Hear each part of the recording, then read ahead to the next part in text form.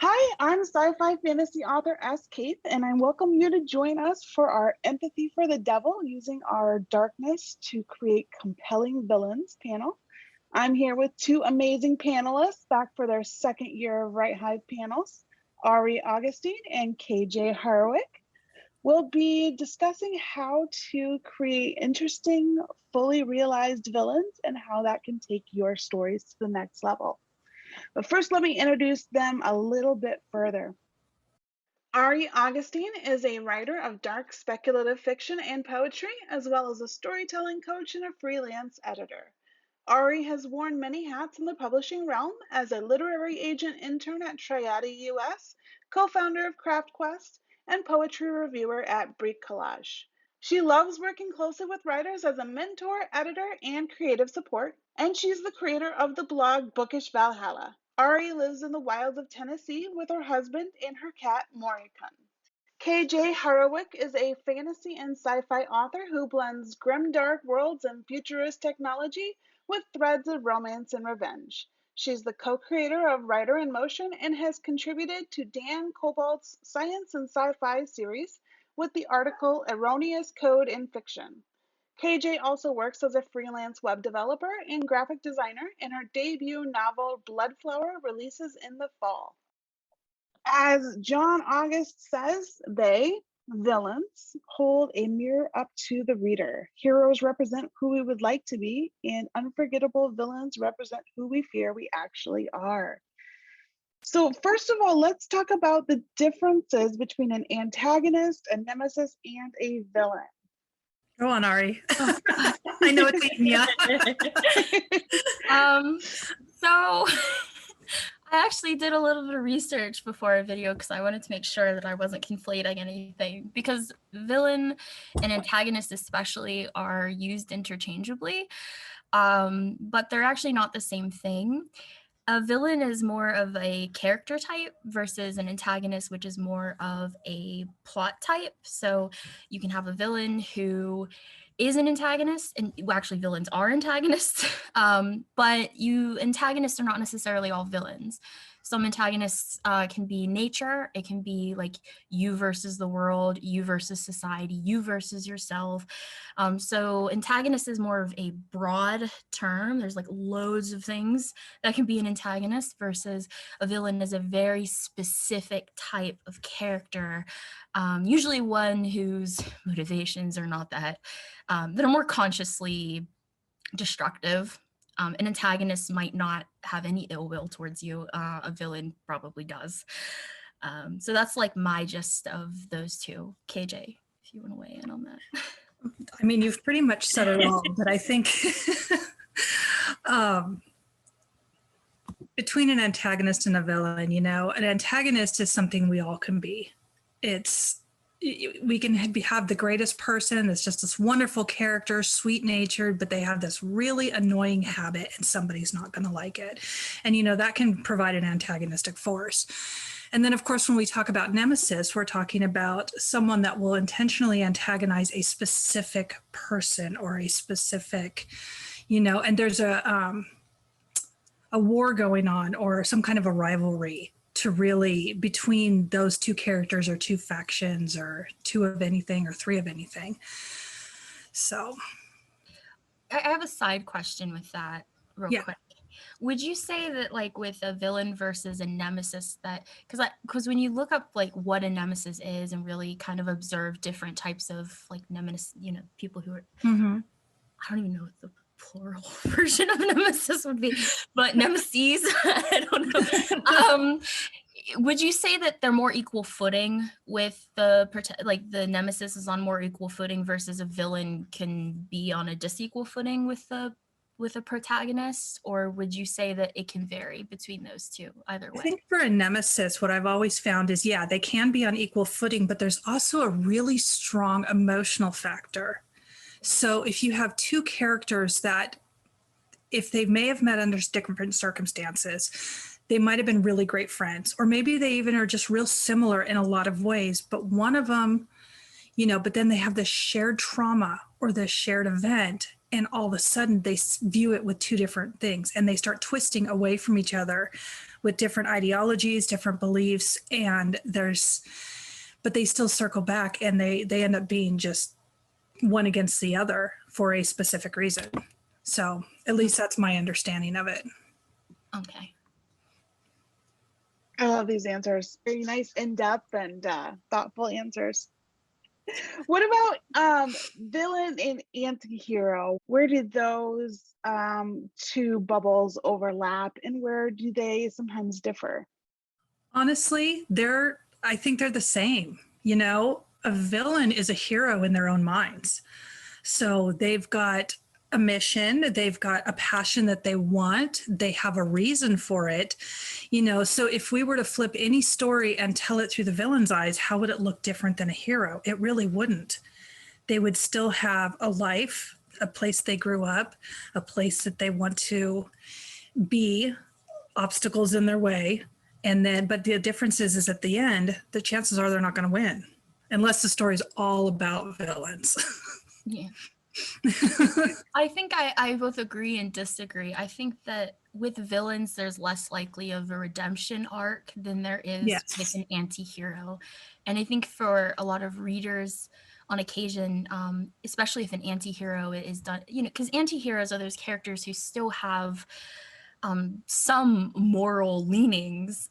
They just do it in ways that we don't agree, or they have some attributes that we would consider good, but many attributes that we do not admire.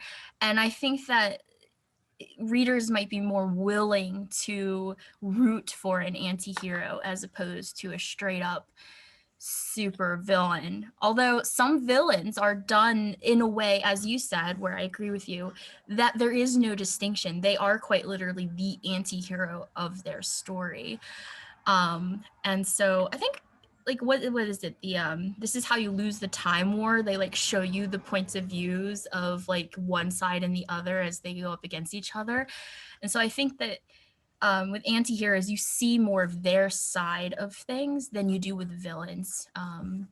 So I think that's also a different, but that's how people just write them. I think that as writers try new things, that distinction might blur even more. But why are anti-heroes so popular? I think because, we as people, we have this part of ourselves that we fear, just like John August says, unforgettable villains represent who we fear we actually are. So when we see an anti-hero and we identify with them, but we also empathize with them, we can look at that inner darkness and not be afraid of it anymore. We can see that there is, a redemption or a different way of looking, or we can see that, okay, maybe it's just our beliefs and we're just rubbing up against someone else who has different beliefs. I think it's also exploring that, with traditional classical heroes, which a lot of our modern heroes seem to have a lot of traits of, they have more good traits than bad. But with anti-heroes, the ratio is almost flipped. And so we really kind of get to connect with anti-heroes, I feel sometimes even more, because we can understand that temptation. We can understand being sucked into our emotions, letting those emotions destroy us for a hot minute. I think that sometimes the darkness in those characters really calls to us because it gives us a space to really explore that side of ourselves. And so I don't know, for me personally, I love anti-heroes because it feels so good sometimes to be bad. And I think it's almost necessary sometimes. You need an anti-hero in the room to say it's okay to like break a window and scream, which the traditional hero normally just wouldn't do because they're always trying to hold it, and behave a certain way. And I think that there's a sort of freedom to anti-heroes that we long for, that freedom of crossing that line, but being able to come back if we want. I think for a lot of people, like the hero, we're trying so hard to be good, when sometimes being bad really tells us what we can handle. Mm-hmm. So. I got really philosophical Yeah. there for a minute. Yeah, that makes sense. So why do our big bad villains always seem to end up with a sweeping monologue? Oh, you go. I could see it. People just see them as people with grudges, and people with grudges always have that moment in a film or a book where they just lay it out on the person they're mad at or the person they're projecting it on. I don't really know. I think sometimes it's just, I think it's, this is going to be kind of mean, but I think sometimes when there's a sweeping monologue, it's an issue with the writer, because that sort of thing shouldn't all come out at once. You know, it should be little explosions, big explosion. And not all villains want to have sweeping monologues. Some of them don't want to say anything. They just want to kill you and go home. But I think with sweeping monologues, it's kind of like when you're really upset with someone and you get diarrhea of the mouth and you start telling them all the things you hated. Except I think a flaw with the monologue, certainly a flaw I've seen, is where they just tell you everything they're going to do to you. That one bothers me. Yeah. But I don't know why people do that one, except maybe they think that, you know, villains want to tell you all the horrible things. I personally think keeping people in suspense and hopeful is far more torturous. So I wouldn't tell you everything. I would waterboard you and then let you cling on to the corners, pit in the pendulum style. But I guess I'm trying to say I don't really know. I just think it's like emotional overboard in one moment, or that maybe the writer, you know, if it's a continuous thing in all their books, they don't quite understand that not all villains are like that. I don't like monologues. They're too long and very Hamlet. It's very Hamlet. You know, I've always felt like monologues are really used as more of an info dump, you know, because you have this villain. Well, the focus of the story is on the hero. And a lot of times the villain doesn't get a POV. So you have to see everything through the villain's eyes and through their interpretation of it. So by the time you get to the end of the story, you're still trying to understand, you know what the villain's doing, but you really want to understand why they're doing it. And so I feel like a lot of times those monologues are used to give the reader that understanding.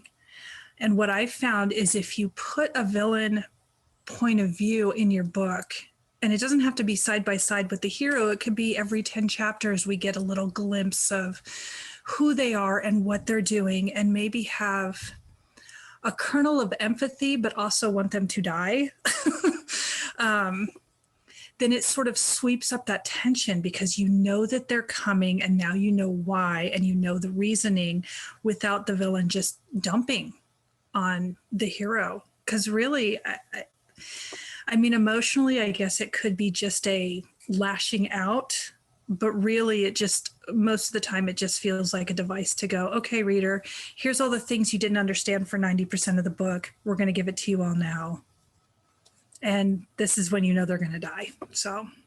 Yeah, I agree with that. I do think that it's kind of like dumping on the reader everything that you feel they haven't got before. I would say, I think that like a good way to avoid that is to have the villain and the protagonist meeting several times throughout the book, and to really use body language and dialogue together to show how it's affecting the villain. You don't have to give them a whole chapter, but you can kind of pepper it in there so that you can see how it's affecting both of those characters. And I think sometimes maybe too much focus is on the protagonist, so that's why, you know, the poor villain ends up getting a monologue and an info dump. But it is interesting to see. I haven't seen a monologue in a while, but still see them all the time. I haven't really seen skip. You know, yeah, it's one of those things. There's better ways to do it. You know, one of the things you can do is really have the protagonists, you know, they're smart characters, whether they're kids, whether they're adults, they figure things out. And I think that's one of the things that writers can lean on a little bit more, you can make your characters have weaknesses, but it doesn't mean they have to be complete idiots. People put things together, or they at least have theories. And so you can even just leave a couple of those theories as the character's trying to work it out and understand and sort of interpret this information. So that is interesting, because I can't remember, at least recently, ever reading a book where the protagonist really looks into the history of the villain that they're going up against. Like, they usually go and find some information, but it's just enough to validate that they're bad. And you don't really get a lot of backstory after that. And I don't know, I feel like if I was trapped in a book and somebody kept trying to kill me, I'd want to know as much as possible about their life so I could, know thy enemy. But that is a really interesting point. I mean, making, maybe protagonists be more active in figuring out, information about the villain. I definitely think that's a good way to go too. Even if they don't know everything, just knowing a couple of those theories are lurking in their head, that gives the reader enough to go, okay, here's what they think, but here's my thought based on my own interpretation. So, sorry, we can move on. We'll go all day on this one. No, I love it. It's a great conversation. And I love how you guys both gave some examples of other ways to handle this other than doing the old-fashioned sweeping monologue. I think that you guys had a really good point that it sometimes it can be a lot stronger to have your hero understand the villain and I understand you. I know what you're doing. I know what you're feeling. I'm still going to try to stop you because you're wrong, but I still understand you. So I really liked listening in on that conversation. What are some other useful things to consider when you're crafting a villain for your story? Oh my. I think you have to look at your villain like a protagonist. How do you create those three-dimensional characters? When you look at the backstory of their lives, what are the tragic moments where they started to stray off the path of decisions that one might call good, depending on the world? Why do they stray off that path? What event really started it? And then how is that event sort of consistently reinforcing this belief or this idea that what they're doing is the right thing? I have a villain in my upcoming novel who is, well, he's somewhere between he kind of embraces Nemesis, villain and anti-hero all at once, but he's somebody that had a very tragic moment in his childhood.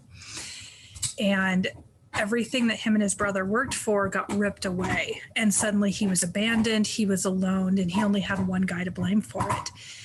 And then as he grew older, he ended up stuck in this institution. And so when the hero actually tried to do something right and say, I'll take on this lifestyle too, to sort of ease the guilt, he felt it was a slap in the face. And so it consistently reinforced every time he saw him that this guy was, basically trying to torture his life. And just those little things actually help you build this idea that they are the heroes of their own lives. They are the ones that are wronged and they have to fix it. And that's really what it comes down to, is these villains feel like they've been wronged, and they're not all Snidely Whiplash, they don't twirl their mustache and pure evil and I'm going to take over the world because ha ha ha. They have real lives. So. Yeah, I agree with all of that. It was very well said. I feel like sometimes villains become kind of the monolith of bad. People forget that they're usually humans, or even if they're monsters, they're given human attributes. So they, just like the protagonist, they have quirks, they have people who love them, they have people they love. They often have very complex lives. They're not always consumed by their overwhelming desire to destroy you, although it's there. But they might not even think of it as a destruction. I mean, when you're thinking about crafting your character's lie, you have to remember that villains lie to themselves too. and their lies aren't always easy to understand because we don't get a lot of screen time with them. But I still think it's important for writers to give villains an entire life, even if not all of it gets into the book. It's really important to understand that, like KJ was saying, they have something that's happened to them. Human beings as a whole, there was that whole study where they had twins and they did things to both twins. It didn't come out the same for both. And that's because as human beings, we process trauma differently from each other. And some people go on and get over it or face it head on, and it is not a greater pain to them anymore. Some people just simply learn how to cope with it. I think with a lot of villains, they either can't or won't let go of the pain. There's some part of them or the emotion. It might not even be pain. It could be rage. It could be neglect. It could be jealousy. They can't let go of it because some part of that is so fundamentally a part of who they are, or feeds into some lie that they have built in their mind that it's almost vital for them to hold on to it. Who would they be without it? And that's no different from our protagonists, who we give these, unshakable beliefs that carry them through. It's the same with villains. And I think it's hard sometimes to write villains, but it's important to give them more of a story so that people can understand how that sort of person or creature or being of whatever nature can come to be, and how we can potentially cross that line as well.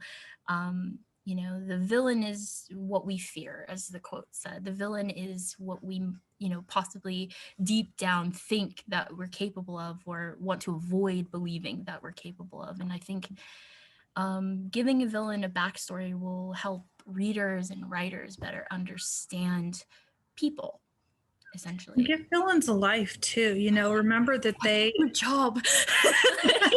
they do. They have jobs. They have certain types of clothes they will wear, certain types of clothes they won't wear. They eat. They'll have a favorite food, or they go to the bathroom like everybody else. They either want love or don't want love. They may have those gender identities. It really, you have to think of them as a complete, complex, layer upon layer built life, not just somebody that stepped out of the woodwork, said, I'm going to destroy you all, blow up some explosions, and then they're gone. Yeah. Did you know you can blow up an explosion, apparently? Sorry. Okay, we can move on. That's me for some reason. I don't know why. But I was like, yeah. So what are some common stereotypes, tropes, and cliches? And how can writers avoid them? Or why do writers lean on these stereotypes, tropes, and cliches? Okay, so I think a lot of times, with tropes and cliches, it's familiar. We want to give our villains some human traits. And we do this for every story too. Plots have cliches and tropes, character arcs have tropes.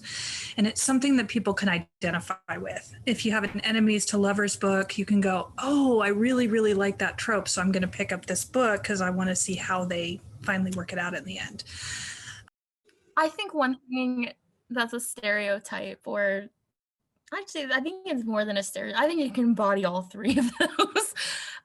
Is this idea that a villain is being villainous externally, like it's always about somebody else, when sometimes it really is like you're just getting the blunt end of whatever's happening, but it's not actually about you, like in the book.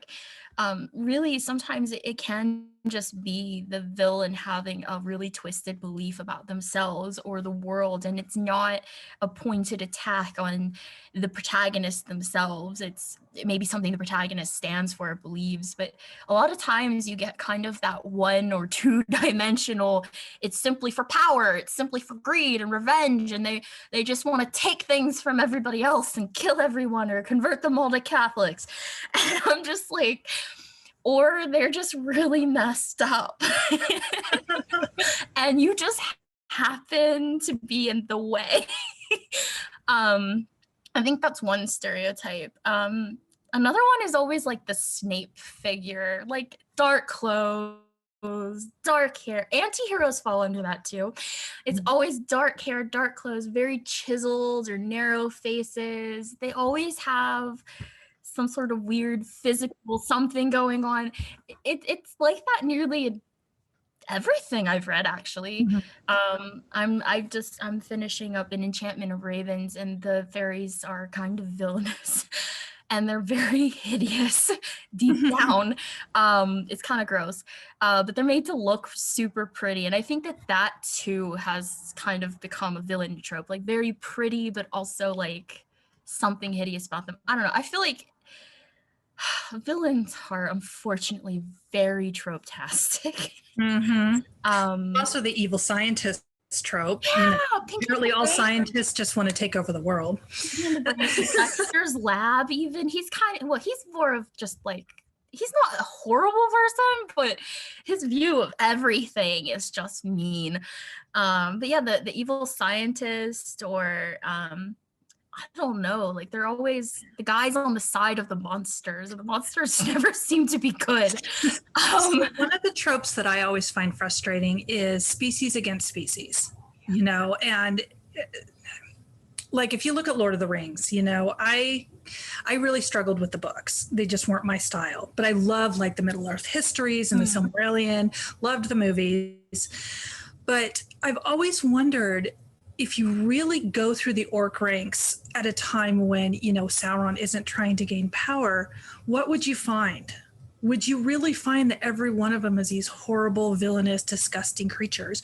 Or would you find that there's actually some orcs that could probably be a very decent part of Middle Earth? They just look different and they're from a different culture. So I always feel like it's a struggle to see that, because I want to see a species where they've got more than one personality trait. I was going to say, there's actually, I took a Tolkien class. There's actually a scene that we discussed. I didn't reread Lord of the Rings, because how are you going to reread that in 10 weeks? But we were talking about how there is an actual scene where Sam overhears these orcs having some sort of conversation, and he realizes they're not as like one-dimensional as he thought. It's very brief though, and you almost never see it again. But there are like little slivers of that in between everything else. So I think it does suggest it. But the overwhelming thing is like, even like the elves versus the dwarves, they made that funny in the film, but it was very competitive in the book. It was really aggressive in the book. Even the way hobbits viewed the world was a little narrow. Of course, you can understand why, because they only live in the Shire and all. But I do think that is a very, very, like, the species versus species, or boiling it down to one trait or a genetic difference. Or I think the thing here is to complicate it. Add some complexity. Do not boil it down to, don't leave it at the simple. Because it's rarely that clear cut. It's never that simple, because they have their own culture and their own ideologies, and no matter what species they are, the orcs, the Uruk-hai, they've all got their own ideas about what life is, and I can't imagine every one of them shares this let's kill all horse lords, let's kill everyone in Gondor. Why would you want it, and why would everybody feel that way? So I think that's one of the big things that writers do fall into. Is you can see that kind of in Harry Potter a bit, with all the house factions, like where all the Slytherins hate all the Gryffindors for some god-awful reason, or everybody except for Hermione and like Harry and Ron. Well, Ron doesn't really care about the elves, the house elves. Ron is like, whatever, this is their job. But like, for the most part, it's like, well, that's what they do. Who would they be without it? Everything is sort of boiled down. In fact, I don't even think Voldemort had I love the books, but looking back, I don't think Voldemort had a very compelling reason, other than the fact that he was abandoned. I don't know, the wanting to live forever didn't make much sense to me, except that maybe he just wanted power.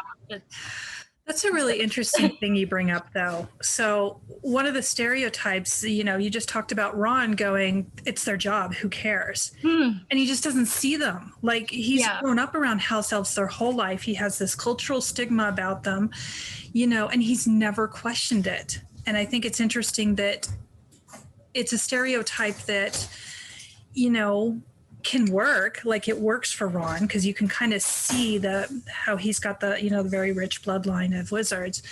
Yeah.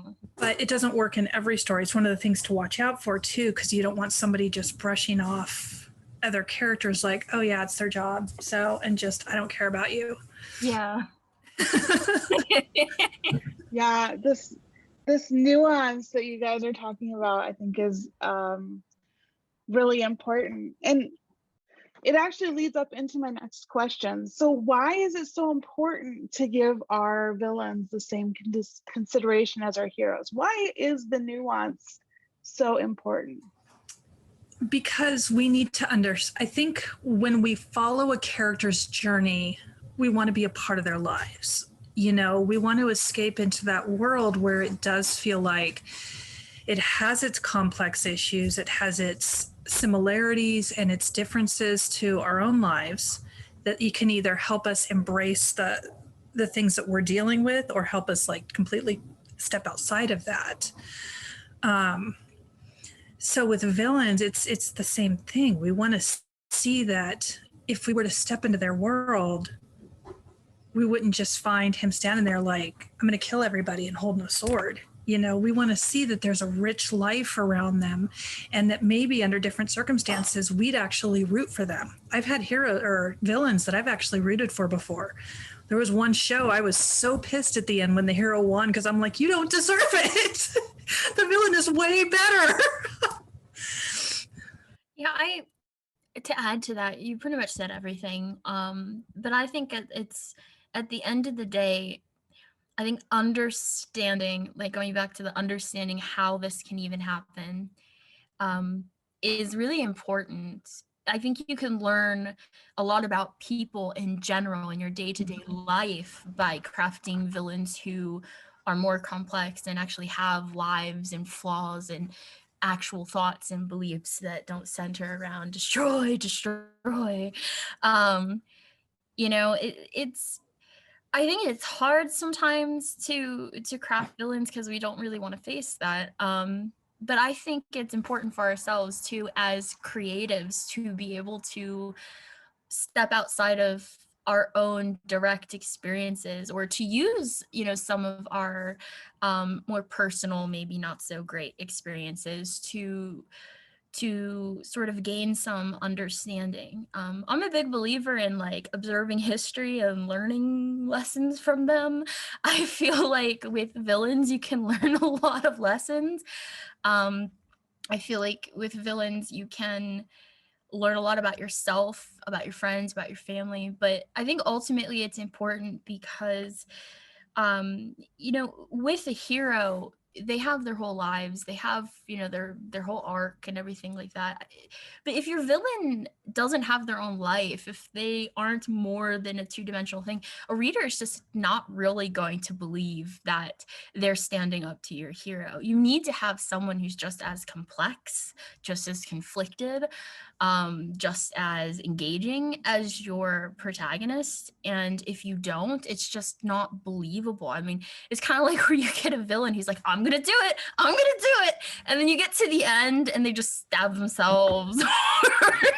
Or they do all of this planning and then they're supposed to be mastermind. How like people get mad that like you have the main character who just learns magic overnight and suddenly becomes a warrior princess.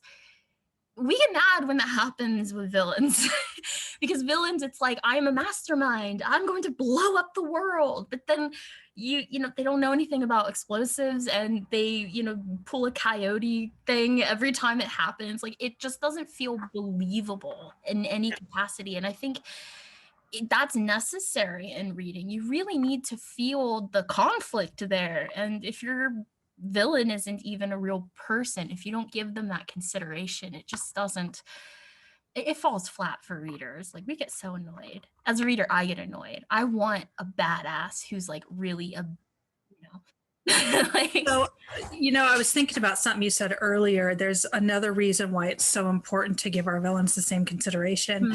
I think as people, when we have, siblings or family or friends that we ultimately fight with or we divide with and we're no longer connected anymore, I think every one of us has an inherent sense to almost villainize that person or the conflict that happened between us.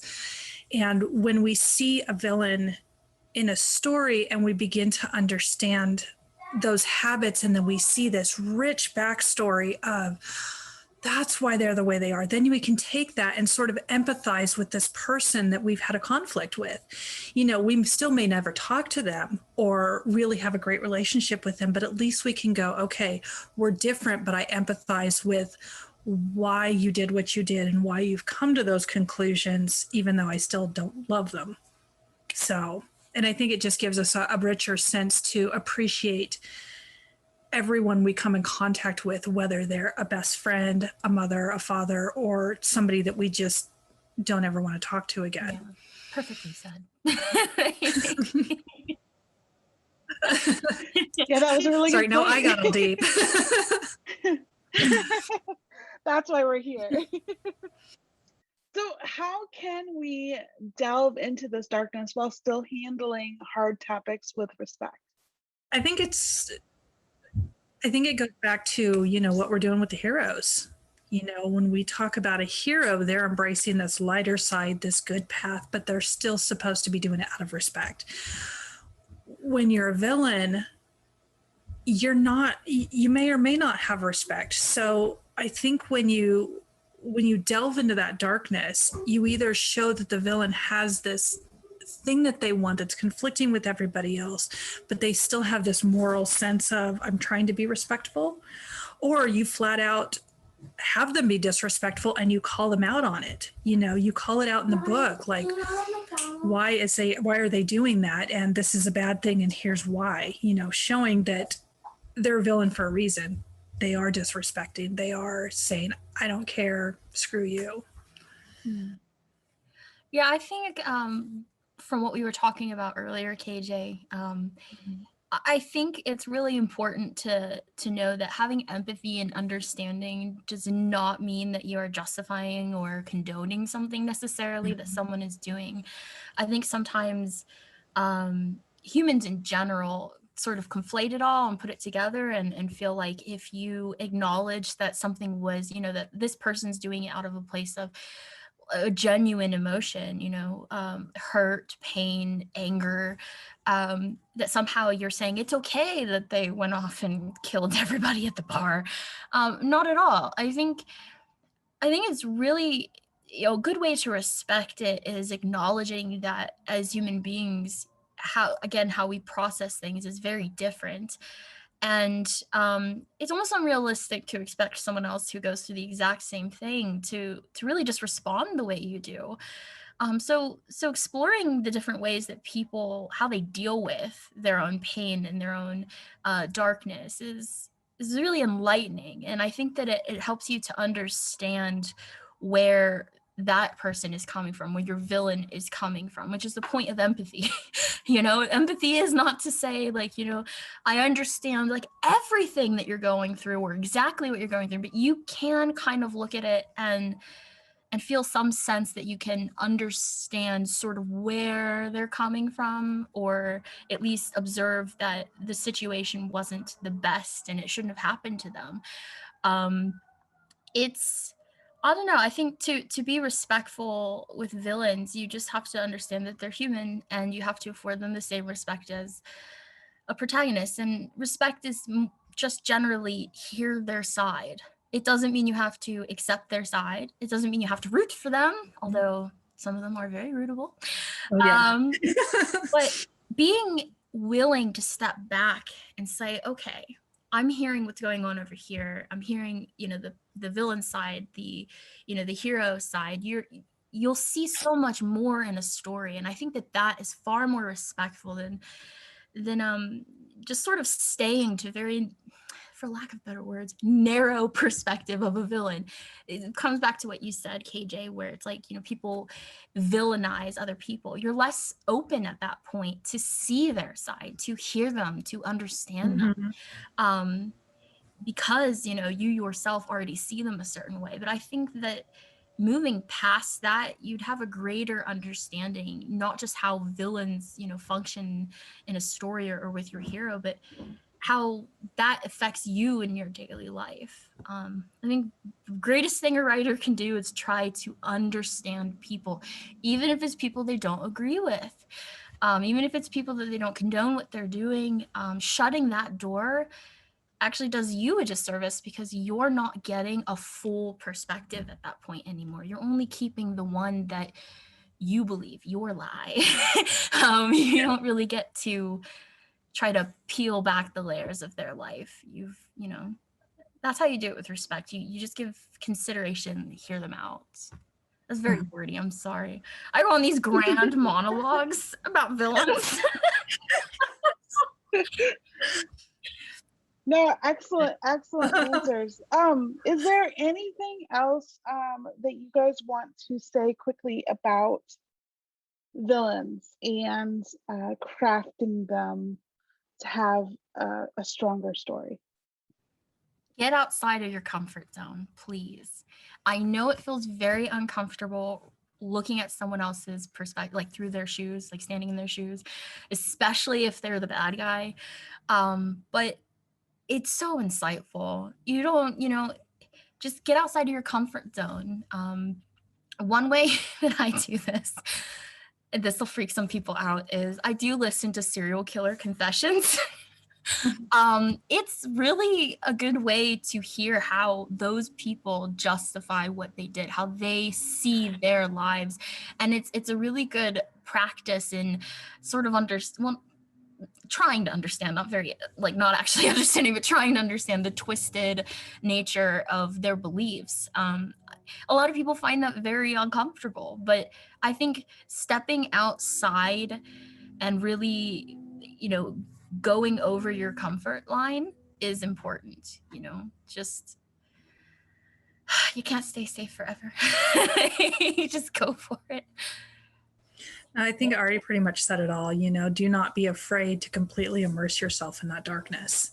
And because it's in that darkness that you'll begin to understand the reasoning. Don't forget to consistently reinforce that belief, so they just keep clinging to it, even when they try to escape it.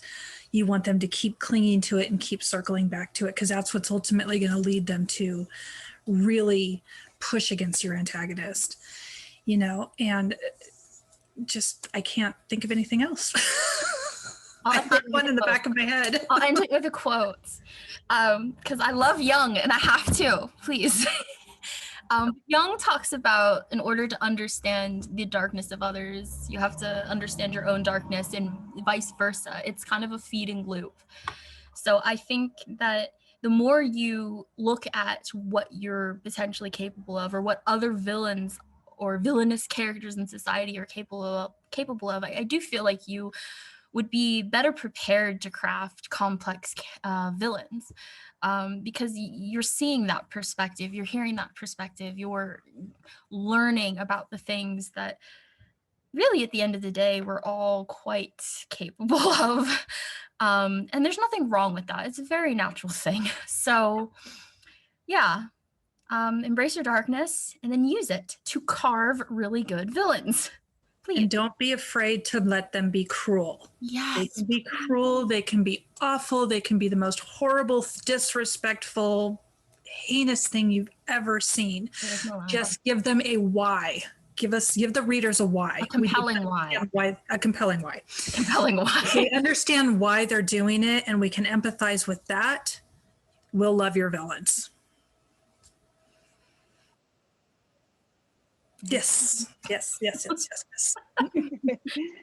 Excellent. And I love how you guys showed how that helps to strengthen your story and how it helps to propel your hero along their arc as well. So really, really well done, both of you. Excellent job.